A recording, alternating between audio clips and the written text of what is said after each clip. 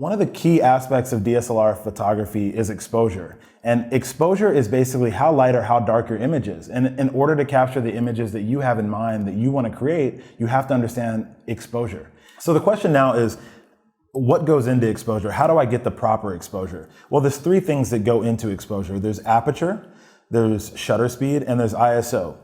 And we'll cover all three of these things in depth. But just so you understand fundamentally, in order to get the perfect exposure, these three things are going to move in tandem to one another. So if you change shutter speed, now aperture and ISO are affected. If you change aperture, now ISO and shutter speed are affected. So these are the three things that go into exposure that get you the perfect image. It's not too bright, not too dark. They get you right in the middle and allows you for an image that you can work with in retouching, or something that is going to be nice right out of the box. So before we get started talking about the individual factors that go into exposure, like aperture and shutter speed and ISO, I wanted to touch quickly on how the mechanics of a camera work. So very briefly, you have a camera, right? And on the front of the camera, you have a lens. And everybody's familiar, I think most people know, on a camera, there's a button you push and that's how you take a picture. So what happens when you click that button? First thing that happens is that there's an opening in your lens the whole time.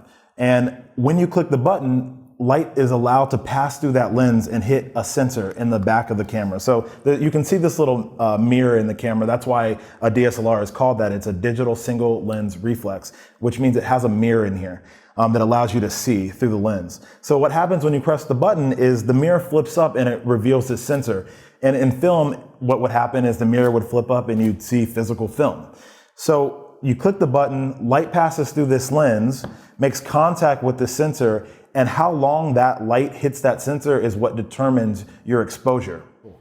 So let's talk about shutter speed. Shutter speed is the part that controls the duration, or the amount of time that light is allowed to hit the sensor, which is where the image is printed or captured. Shutter speed is always represented as a number, so 1/500, 1/2500. And that is literally the fraction of a second that is allowed for the light to come through the lens and hit the sensor. So remember, the sensor is behind this mirror and light passes through this lens. So if I leave the shutter open for a second, that means I'm letting a second worth of light come through and hit the sensor. If I leave the sensor open for 1/2500 of a second, that means an instant that light is passing onto the sensor. So just to demonstrate, I'll show you the fastest shutter speed this camera will do, and then I'll show you a slow one so you can see what's really going on inside the camera. So the first shutter that I'm going to show you is 1/8000 and show you how quick that really is. So hear that? That's so quick. Now, at the other end of the spectrum, we're going to do 1 second. It's going to seem like a lifetime comparatively. So you're basically having a full second of exposure on your image. So that's a big drastic difference, and you want to understand what those different ranges will deliver to your final image. So one of the great things about shutter speed is it sort of serves two purposes. One purpose, as we just talked about, is it'll control how much light is allowed to hit your sensor. So it can allow your image to look lighter or darker depending on how fast or how slow you manipulate the shutter speed. But the second thing it does, it allows you to freeze motion. So if you shoot with a faster shutter speed, you can freeze motion. However, if you want to see some motion in your image, a slower shutter speed will allow you to obtain that. For instance, you're trying to shoot a friend walking across the street and you want to freeze that motion, you might want to be in a shutter range of 1/250 to 1/500. And you might be able to physically hand hold that camera and really get a good frozen sharp image of somebody walking. Now, if you want to catch something like a car or somebody running or jogging, you're going to need to shoot a little bit faster. And that range is probably going to be around 1/1000, 1/2500, or maybe even a little faster. Now, on the other end of the spectrum, if you want to show a little blur but also keep your subject sharp, you might be somewhere in the range of 1/30. Say you're taking a picture of a beautiful waterfall and you want to make the water look smooth and silky, you might be at half a second, you might be at a full second. And if you're taking a picture at night and you want to show a beautiful skyline with the stars twinkling and be able to capture sort of lights moving as they drive through highways or intersections and see that light trail, you're going to want to shoot even slower, maybe at 30 seconds exposure. So you can use shutter speed all along the spectrum to capture some really cool and creative photos, but it's about knowing those typical ranges and being able to hone in on that allow you to really take control of the camera and the picture that comes out of as a result of it. The other benefit of shutter speed is it allows you to negate the impact of camera shake. So for instance, I'm holding a camera right now and it's not on, but if I hold this camera for 2 or 3 seconds, you'll notice, or at least I can notice up close, that the camera shakes a little bit. It's not perfectly steady. And the faster you shoot an image, the less that becomes a factor. The slower you shoot an image, the more likely you're to be susceptible to the camera shake and seeing that on the final image. So remember that not only can shutter speed help you in controlling your exposure, it can also help you with getting rid of camera shake. It can help you freeze motion. It can also help you show motion in an image. So it's got a lot of impact that it can have on the final image that you're trying to shoot. So the next thing I want to talk about is aperture. And aperture is basically the size of the opening through which light passes through the lens. Now, how does that have an effect on exposure? Well, the bigger the opening in the lens, the more light will pass through. And the smaller the opening in the lens, the less light will pass through. So directly impacts whether the image will be dark or light. Now, aperture is denoted as a number as well, and it's called the f-stop. The f-stop controls the size of the opening. It's gonna sound a little counterintuitive, but the smaller the number, the bigger the opening. And the bigger the number, the smaller the opening. So this lens is a 2470 2.8, meaning 2.8 is the maximum aperture, meaning the biggest opening that the lens can have. So thinking about the final image, if I shoot this at 2.8, all other things not being considered, I'm gonna have a lot of light or a brighter image. And if I shoot this at f22, the same lighting conditions, I'm gonna have a darker image as a result. So not only can you use aperture to help control the exposure of your image, you can also use aperture to help with sort of the creative aspects of your image. One of the things that gets mentioned a lot with aperture is depth of field. And let's do it in layman's terms. Depth of field is basically how blurry the picture ends up being beyond the thing that you're pointing the camera at. So if I'm shooting a picture of a person right in front of me and I focus on their face and I want their face to be really sharp and crisp, what does the rest of the image look like beyond that person? Is it really blurry? Is it in focus? And that's basically our depth of field. The more blurry the image becomes beyond the subject is the more shallow the depth of field is.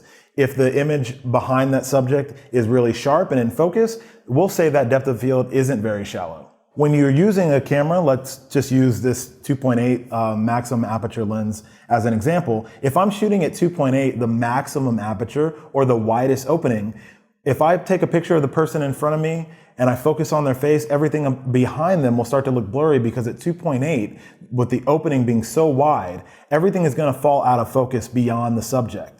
Now, if I turn my f-stop to f22 and go really, really sharp, things behind that person are going to start to look in focus. So how can you use these different aperture values to benefit your photo? If you want to take a really cool portrait of somebody and you want that really cool, crisp, sharp look where the face is really in focus but everything is blurred out, which allows you to focus more on that person's emotion, you're going to want to shoot with a lower number or a higher aperture. So somewhere in the neighborhood, if you have a lens that goes all the way down to 1.2, somewhere between 1.2 and say 3.2. That's a good range to get a really good blur behind your subject, but to make sure your subject's still in focus. Now at the other end, if you want to do sort of a landscape or a group photo, you might want to shoot with a higher number or what we call a lower aperture. So let's go with a group of 3 or 4 people, and you want to make sure all their faces are in focus. I like to start somewhere in the neighborhood of 5.6 and then work all the way up to 8 or 11. That will guarantee, or will get closer to guaranteeing, that all your friends' faces will be in focus. Now, if you want to shoot an image in nature, say that waterfall we talked about earlier, and you're stepping back and trying to capture a big scene, you might at sometimes want to go cross above f11 and go somewhere in the neighborhood of f22, f18, and that'll ensure that you can get the most of the scene in focus and very sharp and crisp detail. Now, for most of us, we probably won't need to go above f11, and that's just fine. And for a lot of nature scenes, you won't need to go above f11 either. But those are a good sort of rule of thumb of what you need to do in order to catch these different instances. So remember, the lower number will get that beautiful blur when you're taking pictures of your friends up close for portraits. The middle numbers, 5, 6 to 8, will give you good results if you're trying to get a group of people in sharp focus. And then things around F8 and above are going to give you good shots if you're trying to look for those beautiful landscapes in good focus. So the last factor on the exposure triangle is ISO. For brevity, I'm going to just call it ISO. I like to think of ISO as the weapon of last resort. It's one of the things that you want to keep as low as possible. And let me explain why. So ISO basically affects the sensitivity that your sensor has to light, meaning the higher the number, the more sensitive, meaning brighter. The lower the number, the less sensitive it is to light, so the darker the image. The reason I call this the weapon of last resort is the higher the number goes, meaning let's just say it bottoms out at 100 and it goes all the way up to 3200. The higher you make that number, the more susceptible your final image will be to digital noise. And digital noise is similar to like in the film days of having heavier grain, except unfortunately digital noise doesn't look so great. It's not black and white, it's not monochromatic. It's literally these weird colors and grainy texture to your final image. And you want to try to avoid that. So that's why shooting a lower number is always going to be better. And that's why I also call this the weapon of last resort, because if you are in a situation where there's not enough light and you've already maxed out your aperture, meaning you're shooting at a lower number, a bigger opening in your aperture, you're shooting the slowest speed you can shoot on your shutter speed in order to handhold your camera but not deal with the camera shake, then the last thing you can possibly do is affect your ISO. So if you have to move your ISO to 1600, for instance, because you're shooting inside and the light's not that great, you're going to have a noisier image than if you were shooting outside in bright daylight with an ISO at 100. So you want to be aware of those things when you're shifting around the parameters of your exposure triangle. Most cameras in 2017 will be able to shoot anywhere from 100 ISO all the way up to 6400.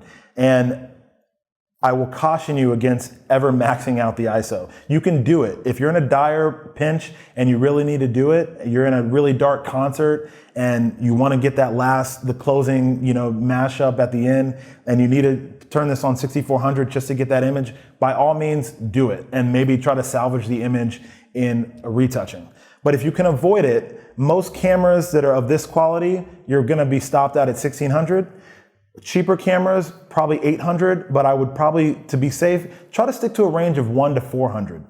Now, if you do end up having a really awesome camera and you have to shoot at 1600 or 3200, then we'll talk about what you can do later on in the course to clean it up in retouching. But as a happy range, when you're outside, try to keep this thing at 100 ISO.